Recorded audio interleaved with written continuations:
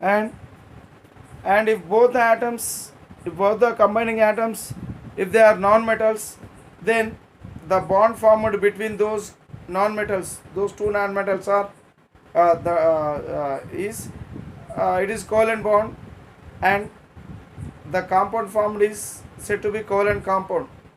So if two non-metal atoms combine, then a covalent compound is formed. Okay, so that is about the factors that affect the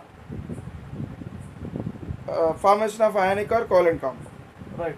Now we will learn about ionic bond.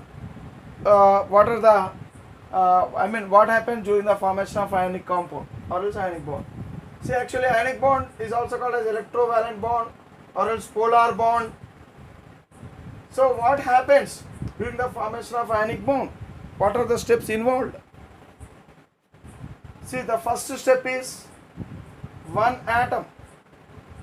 Which atom it is? Metal or electropositive atom loses all valence electrons. One atom loses all its valence electrons. Okay, to form cation and get stable inert gas configuration. Example, take calcium. Calcium is a metal. It is more electropositive atom. So it is having two valence electrons. So calcium, its electronic configuration is like this, and it is having two valence electrons. So now this calcium will lose these two valence electrons to form cation, Ca plus 2 ion. So calcium, after losing all the valence electrons, it forms cation. So now the cation, the calcium cation, it is having 8 electrons in the valence shell. Before that, calcium is having only 2 electrons. So the calcium is having 4 orbits with electrons, and last orbit is having 2 electrons. But after losing these 2 electrons, then this will become the last orbit. That means third orbit will become the last orbit. Now it is having valence electrons, a number equal to 8. So which is a stable inert gas configuration. So like this. Right. So this is about one atom. And other atom means non-metal or electronegative. Other atom gains or accepts electron or electrons into its valence shell and forms an ion. So now let us take other atom. What is the other atom here? Oxygen.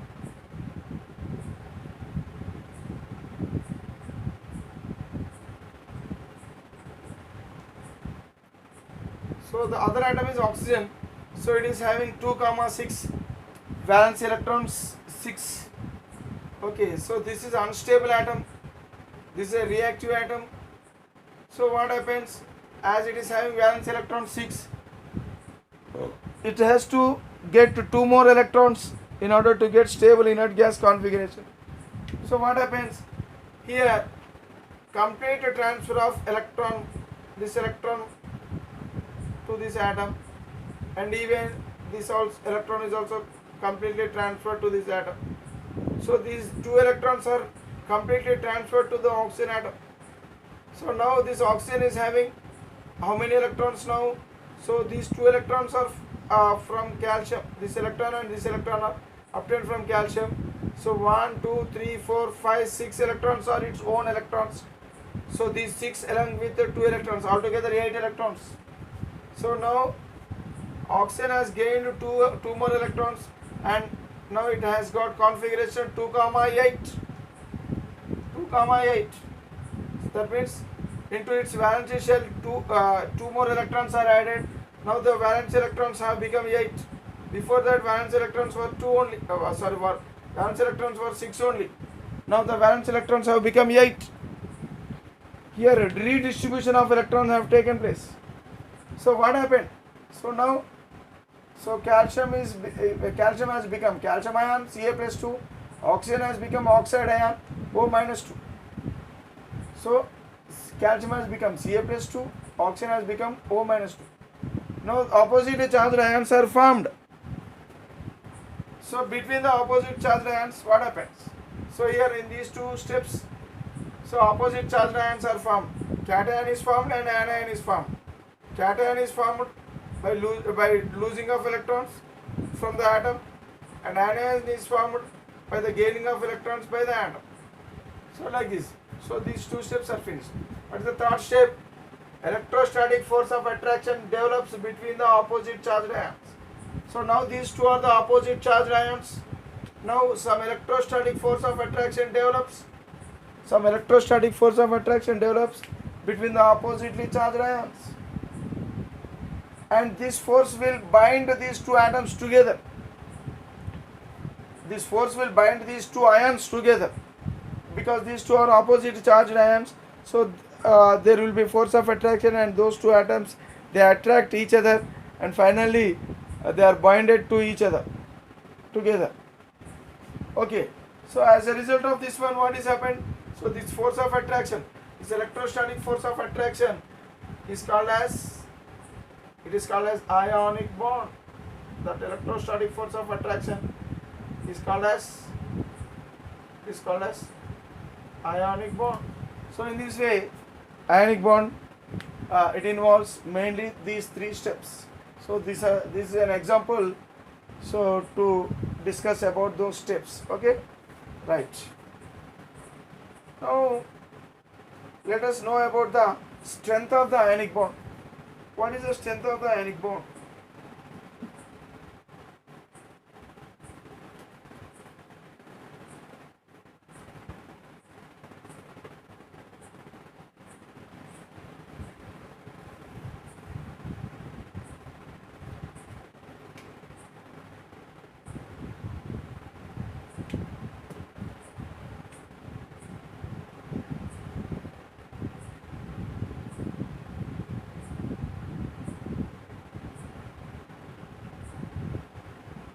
Strength of the ionic bond.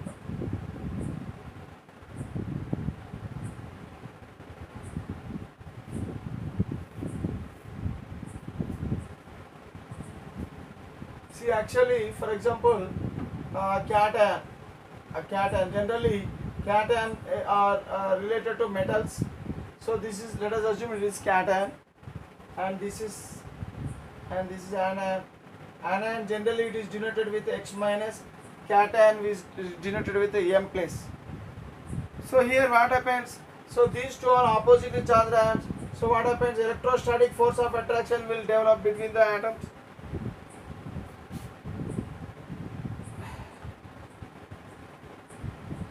So here the value of electrostatic force of attraction, or else the magnitude of electrostatic force of attraction, magnitude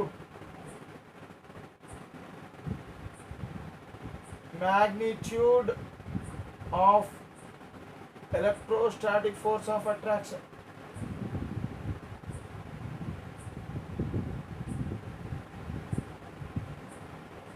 The magnitude, see the magnitude of electrostatic force of attraction between the opposite ions, so that magnitude, or else that bond is said to be strength. What is strength of the ionic bond? Strength is nothing but what? The magnitude of force of attraction. The magnitude of electrostatic force of attraction between the opposite ions, between the cation and anion. So that magnitude of force of attraction is called as strength of ionic bond. See, the strength of the ionic bond depends upon, the strength of the ionic bond, it depends on what? First one, electronegativity difference. If electronegativity difference between these two atoms, if the electronegativity difference between these two atoms, if it is more, what happens? Strength of the bond, strength of the ionic bond will increase, will be more. Strength of the ionic bond is more, that means it forms a strong ionic bond. If the electronegativity difference is more, then it forms a strong ionic bond. example, uh, if you take a bond between NaCl, if you take sodium chloride, okay, next lithium, sodium fluoride, and sodium chloride and sodium fluoride, let us assume. So these are the two ionic compounds, sodium chloride, sodium fluoride.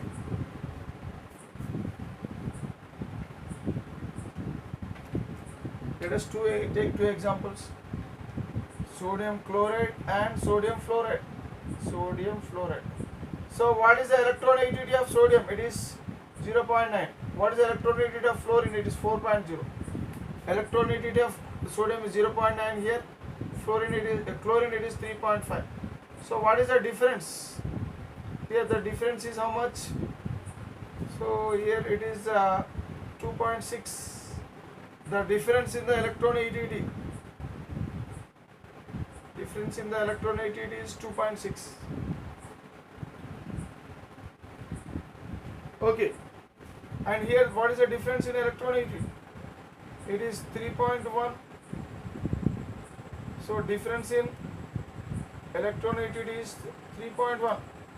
So in which case the difference in electronegativity between the atoms is more? So in which case the difference in electronegativity between the atoms is more? Between NaCl or NaF? Between NaF it is more because it is 3.5. So what happens? The strength of the sodium fluoride, ionic strength of sodium fluoride, it is more than the ionic strength of sodium chloride. So which bond is stronger bond, between sodium fluoride or between sodium chloride? So the bond between sodium and fluorine is stronger than the ionic bond between sodium and chlorine. Okay, so in this way, with increasing electronegativity difference between the atoms, okay, the strength of the ionic bond increases. Okay, so this is one of the factor. This is one of the factor on which the strength depends. Now let us learn the second factor. Second factor.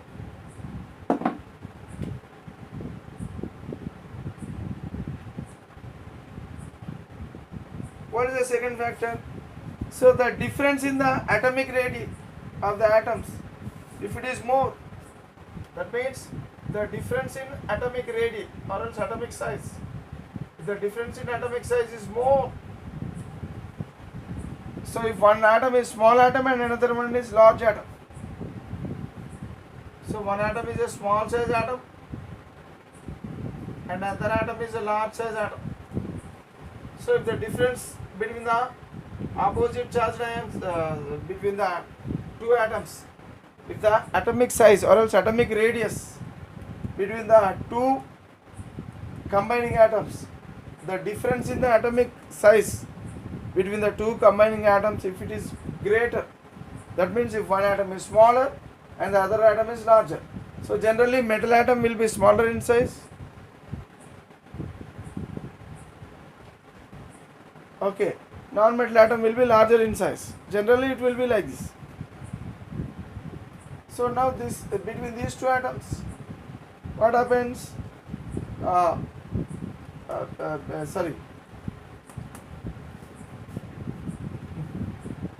Metal atom will be larger in size and non-metal atom will be smaller in size.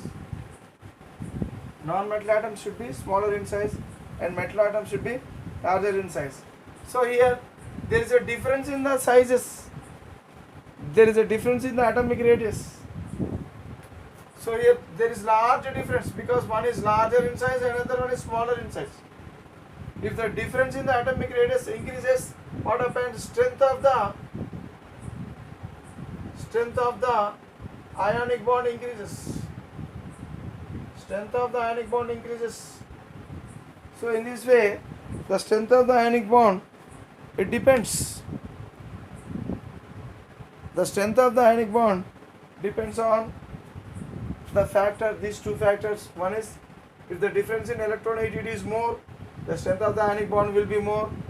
if the difference in if the difference in atomic size of the two combining atoms is more, then strength of the ionic bond will be more.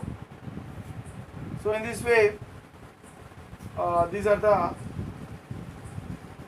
these are the things which depend upon the strength of the ionic bond. Okay.